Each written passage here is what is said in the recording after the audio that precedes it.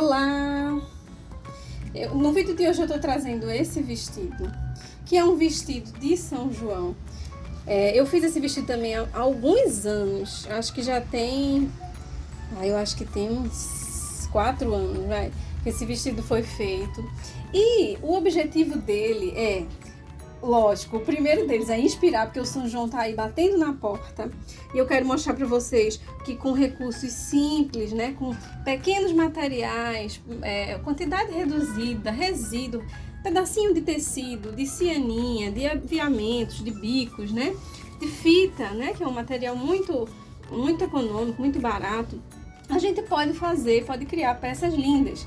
E não só isso, o outro motivo é que eu trouxe aqui essa referência e eu quero mostrar para vocês que é possível, inclusive, fazer adaptações no vestido ao longo dos anos, né? Porque a gente sabe que as crianças, elas crescem rápido, né?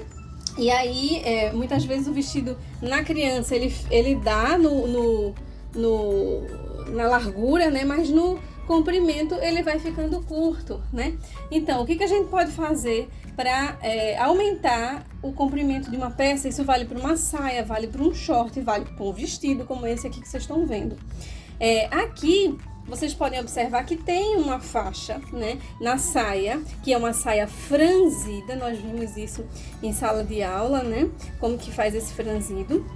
E nessa saia a gente tem aqui um aumento, né, um aumento de um outro tecido. Por quê?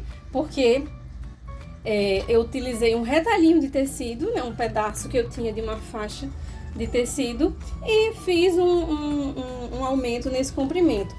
Alguns livros chamam esse aumento de comprimento, principalmente os livros mais antigos, como o de Gil Brandão, eles chamam esse aumento de encompridar. Hoje em dia a gente não escuta muito falar essa palavra, mas ela é aceita, né, e inclusive descrita em algumas nomenclaturas de modelagem e costura, ou de corte e costura, certo? Então, o que foi feito aqui? A gente pode pegar um pedacinho, pode ser de uma outra cor, né? Você observa qual é a composição, qual é a paleta de cores da peça que você está criando, né? Para criar uma harmonia, né? E aí, eu encontrei aqui um bordô aqui para vocês no vídeo, ele fica um pouco mais vermelho do que é na realidade, né? Aqui pra mim, na realidade, ele é um pouco mais fechado, um tom mais fechado, e orna muito bem com o resto do vestido. Então foi feito um aumento, né, de largura aqui, de comprimento, né, na altura, e aí o vestido passou a ficar num tamanho mais agradável, mais harmonioso, mais confortável, à medida que a criança cresce. Essa dica não é só para criança, tá? Muitas vezes a gente, dá uma aumentadinha de peso, e aí também essa aumentadinha termina fazendo com que o comprimento suba um pouco, eleve um pouco, né? Ou a gente cresce mesmo, né? E aí a gente pode fazer essas medidas, né? Para poder aproveitar, né, a peça e dar uma maior vida útil, né? Uma maior durabilidade para essa peça. Então, a gente pode unir, né? Deixa eu mostrar aqui. A barra da antiga parte, né, com a nova parte, a gente faz uma união. Aqui eu passei essa costura mais escura, né, essa overlock, e é mais fácil, inclusive, a visualização, né.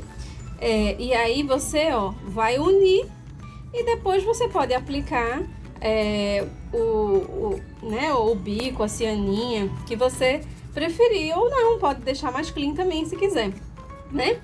Então, essa é uma dica prática, né, para que a gente possa continuar utilizando as peças que ainda nos têm serventia, mas que precisam de um ajuste, como no caso desse de comprimento. Uma outra coisa que eu gostaria de mostrar para vocês aqui nesse vestido, né, é o seguinte: aqui na cintura vocês podem observar que ele tem uma faixa, né, como se fosse uma faixinha de cintura mesmo, que foi feita com esse propósito também para decorar, né, para trazer uma graça para o vestido, mais alegria, né, e ornar com os outros elementos do vestido, como a bolsinha, né, que criança gosta muito nessa época, né, agora não, que a gente está vivendo um momento delicado de pandemia, mas quando a gente estava antes da pandemia, né, as crianças gostam de botar traque de massa, né, durante a noite de São João, que vão brincar. Então, a bolsinha, ela tem uma serventia, né, além do que aqui ela tem uma caracterização, né, ela foi inspirada no bando de Lampião, na Maria Bonita, e ela sempre carregava uma bolsinha, então tá aí a justificativa. É algo que vocês podem fazer, né, nos vestidos que vocês, porventura, venham a criar, né, tá aí essa dica, foi uma necessidade minha, né, da minha filha, e aí eu transfiro aqui para vocês. Aqui, ó, voltando à faixinha, como é que a gente fez isso? Essa faixa, vocês só podem observar que ela é anatômica. Ela tem um formatozinho aqui, ó, anatômico. E como que a gente faz essa anatomia dessa faixa, né? Primeiro, ela precisa coincidir com, né, as medidas dela precisam bater com a parte de cima, né, com a parte da blusa, vamos chamar assim, do top, né, da peça. Então, ela precisa ter a mesma largura aqui. Então, quando a gente vai modelar, se a gente faz uma blusa até até a cintura, né, ou até o quadril, sei lá, aqui foi até a cintura. Então, como é que a gente vai fazer para transformar isso aqui, essa parte numa faixinha de outro tecido, como é esse caso? Eu vou observar o ponto da cintura, né, que eu quero que essa faixinha fique, né, no molde, né, e aí do comprimento para cima eu vou marcar essa medida e aí eu vou ter uma faixinha, né, que eu vou recortar, né, contornando o próprio molde da blusa, né. Eu vou contornar, mais ou menos como a gente faz o revel. Se tiverem dúvida, deem uma olhada nos vídeos sobre revel. Então, é mais ou menos como um revel que a gente recorta no molde. Então, a gente faz uma parte recortada desse molde. E aí, a gente vai ter a faixinha para poder acompanhar aqui e dar continuidade à blusa do vestido. Aqui, ó, no avesso, a gente pode observar a faixinha, né? Que ela vai se unir, né, a essas outras partes, né? E a parte da saia, que era o que eu queria mostrar, ó, ela já é franzida. Eu vou franzir essa saia antes de posicionar ela aqui para unir com a faixinha. A gente também, né, viu isso, que a gente vai pegar uma linha, vai costurar duas e a gente puxa, né, uma dessas linhas que a gente vai costurar paralelo e vai franzindo o tecido, né? A gente, essa parte já franzida, né? Então essa saia, ela é bem maior do que essa largura aqui do top, né? Da parte de cima, né? E do que a faixa também, cerca de 3 vezes maior, 2,5, 3 vezes maior, e a gente vai franzindo até chegar na largura que eu quero encaixar. Então é algo que a gente vai medindo, a gente vai franzindo e vai vendo se a largura está se aproximando ou chegando exatamente ao tamanho do que eu preciso encaixar, né? Então, como vocês viram lá embaixo, eu passei uma overlock, né, para segurar essa costura depois que eu franzi, né? E também você pode passar uma costura reta para fixar ela antes de pregar aqui, ou passar um zigue-zague, ou pode fazer também manual, né? Como eu já fiz também vídeos mostrando para vocês como que a gente pode fazer essas costuras de manuais. Então, ó, aqui a gente colocou as bandeirinhas.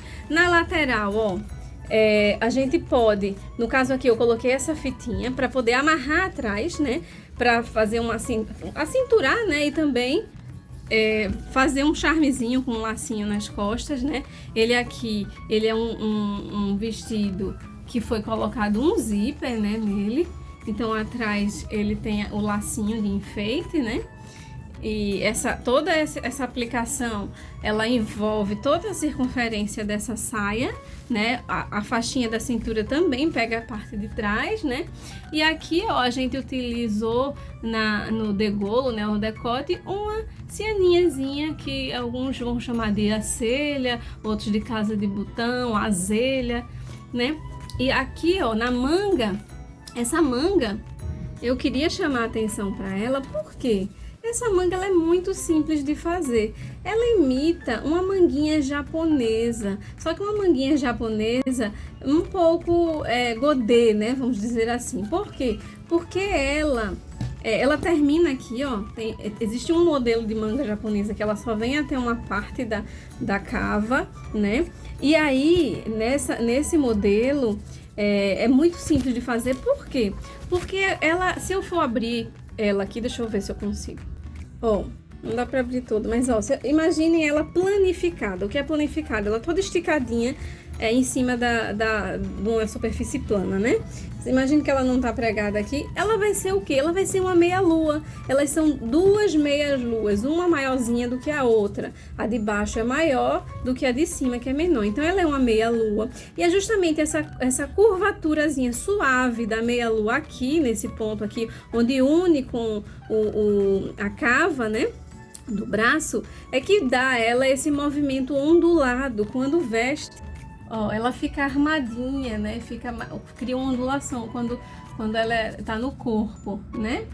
Então é uma manga super simples de fazer, que foi feita com um pedacinho de retalho, que provavelmente muitas pessoas não iriam aproveitar, iriam jogar fora, e que pode fazer toda a diferença para trazer originalidade, né, a uma peça. Na borda aqui eu utilizei esse grilô, né? O nome desse tipo de cianinha, né? De aviamento chama grilô. Outros vão chamar de pompom, mas também é conhecido como grilô. Eu queria chamar a atenção aqui para mostrar como foi feita a fixação dessa manguinha, né? Ou dessas manguinhas aqui na cava da manga. Então, a gente fez todo o acabamento, né? Eu fiz todo o acabamento com o viés, ó, aqui na bordinha. Eu fiz esse acabamento e depois, olhando aqui, ó, pelo lado avesso, eu costurei por cima desse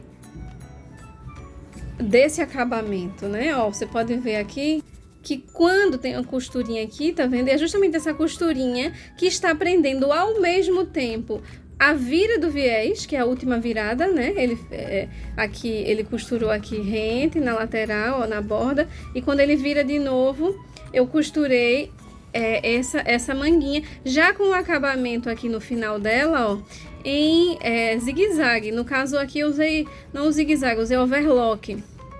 Então, eu coloquei eu fixei aqui de uma forma bem simples, né? E continuou com esse acabamentozinho aqui, como uma entrância, né? Aqui, uma entrança aqui na peça. E para finalizar, eu fiz essa aplicação com essa cianinha aqui, com essa fitinha aqui dourada, né? E coloquei essas bandeirolazinhas de cetim, que como já tem muitos anos, né? Já tem aqui uns 4 anos, já começou a desfiar, a apresentar esse desgaste na barra, né?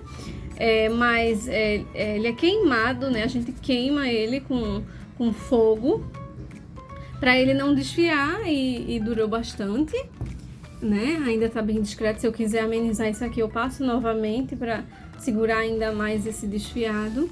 E foi feita essa aplicação cruzada aqui na frente para ainda trazer mais graça e ainda mais a lembrança, né, da Maria Bonita, do bando do Lampião.